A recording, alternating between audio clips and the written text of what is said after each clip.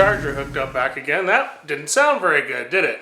So I was trying to shift gears, and obviously the clutch is not disengaging. So it could be one of two things. Could be a clutch misadjustment, which I doubt, and or you know, the travel distance isn't enough.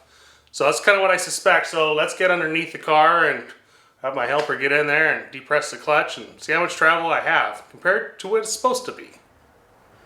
All right, the last thing I tried to do was get the car off the lift, and of course you could hear that clutch didn't disengage.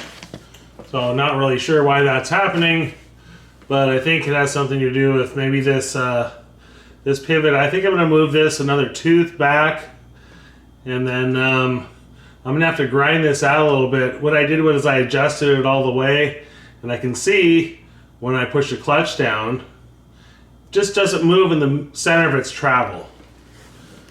I'll show you what I'm talking about.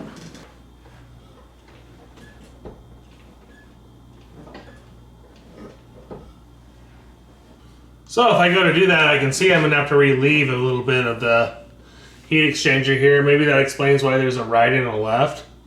Because this spring is going to go way back into this area here, which is how I think it's supposed to operate. Okay, go. Okay, release. Okay, go. Release.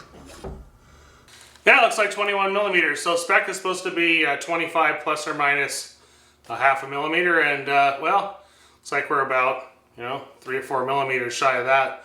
That would make a difference. That would definitely cause the clutch to not disengage. So anyway, I broke down and got a new shift cable. Got a new aftermarket one, so we'll see how well that works. The original one was 3 times what the aftermarket ones are, so well, I chose the cheaper one. And also, be replacing that fuel line that was in there that I had all those hose clamps on. You say put a couple hose clamps on that, that's not correct, so I'll have to be putting in a whole new fuel line there. Because that's not going to last, and when that goes, it's going to spray fuel all over a hot engine. Definitely don't want that. So anyway, taking the cross member out for the transmission, slam both these in, and see if it fixes the problem. Well, there's where all your cables and everything is, and boy, it looks like I'm going to have to pull more than one of those out in order to get that clutch and fuel line out.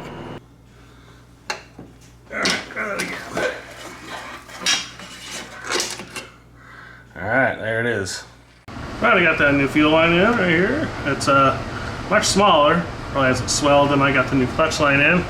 So now I'll make an adjustment on that, and yep, I think it'll work well. Uh-huh. Okay, out. Yeah. Make sure you push it all the way down. Is it all the way down? Yeah. Out. Yeah. Uh-huh. Okay, out. Yep. Gotta drain the oil, pull the engine again. 8 hours later.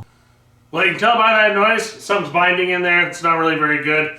Has to do probably something with the throwout bearing and that kind of thing in that area. So the engine fell back out. I only wish it was that easy, but yeah, I took it back out again, and well, let's go check that clutch fork out.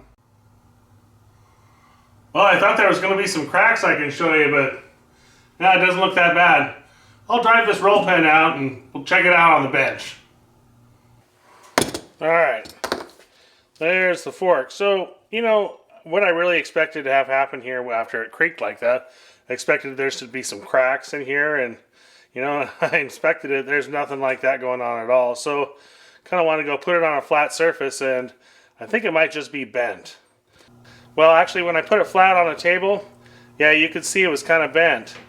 It kind of fits well on here, I mean, there's no problems with the fit, and it actually releases the bearing. We might actually want to go put it back on the car and put a release bearing on it and see how freely it moves.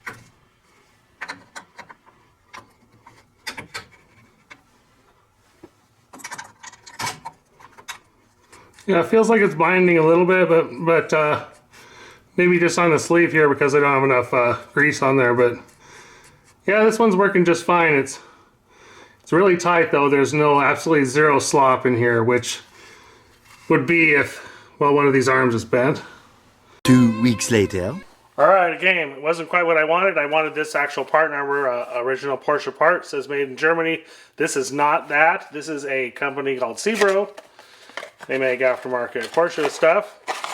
But on first inspection, looks a little thicker across here, which is kind of where I thought the weak point was. And then another thing is it has heat-treated fingers here that actually ride on the release bearing like that. It actually pulls the diaphragm outwards.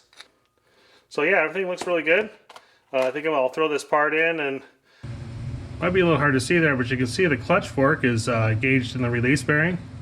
So I'm about an inch away, and push it together, get the engine back in. 8 hours later. Yeah, that's how a clutch is supposed to feel. Let's get it up in the air and see how much travel I have. Feels pretty good though. Okay, go. Yeah. Yeah. Okay, up. Okay, down. Okay, down.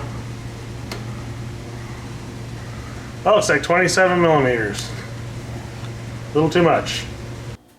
Okay, so this Sebro part ended up actually working pretty good, didn't it? So this has that part number 915-116-71203, and of course it said 01R. This is of course our bent one here, but I did go ahead and purchase the Porsche one so everybody can see kind of what it looks like, what it's supposed to look like if you get a new one these days.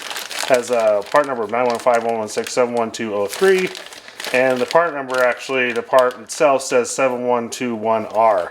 So I thought R meant reproduction, but I don't think that's what it means at all. But anyway, this is kind of what you should be looking for if you're trying to get an OE part. Be careful, because there's lots of imitations out there. One thing to talk about these floorboards, it's a good idea to replace them when they start looking like this. You really don't have a good cable stop, and you know that can damage this part as well, or stretch your cable out. Floorboards is the first thing to go in. That'll limit your travel. You know what? Years ago when I bought this car, a couple years ago, I took it on its first test drive, and I seem to remember kind of a weird clutch. Yeah.